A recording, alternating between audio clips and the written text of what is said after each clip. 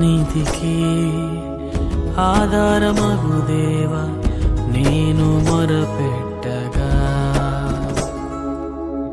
నా నీతికి ఆధారమగు దేవా నేను మొరపెట్టగా,